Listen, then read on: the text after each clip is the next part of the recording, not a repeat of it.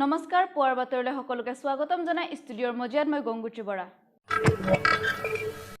কাৰ্বি আংলঙৰ ডগমকাত অনুষ্ঠিত হোৱা ফুটবল টুৰ্ণামেণ্টৰ দেওবাৰে খেলখন চাৰজেং ফুটবল ক্লাব আৰু আমপুকুৰী ফুটবল ক্লাবৰ মাজত অনুষ্ঠিত হয়। খেলখনত 2-1 গলৰ ব্যৱধানত চাৰজেং ফুটবল ক্লাবে জয়লাভ কৰে। স্বৰ্গীয় জয়সিং ৰংপিৰ সুৱৰণিত অনুষ্ঠিত হোৱা ফুটবল খেলখনৰ অতিথি কাৰ্বি আংলং সাহিত্য শাখিত পৰিষদৰ ইএম লুনচিনদাৰন, BDC chairman Arson Rongpi, BJP মণ্ডলৰ সভাপতি পূৰ্ণ ইংতি আৰু লগতে বহুতো ব্যক্তি উপস্থিত থাকে।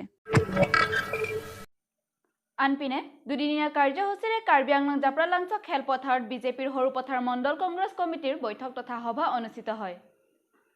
দেওবাৰে প্ৰায় 10 বজাত বিজেপি জিলা প্ৰশিক্ষণ বিভাগৰ সদস্যসকলে সভাৰ আৰম্ভণি কৰে। সভাখনত কাৰ্বি আংলং সাহিত্য শাখিত পৰিষদৰ ইএম জগত সিং ইংতি, KADCৰ উপসভাপতি ৰলেন কিলিং, বিজেপিৰ কৰ্মকৰ্তা ৰঞ্জিত ৰয়, সৰুপথাৰ বিজেপি মণ্ডল কমিটিৰ উপসভাপতি লক্ষীৰাম ৰংপি উপস্থিত থাকে।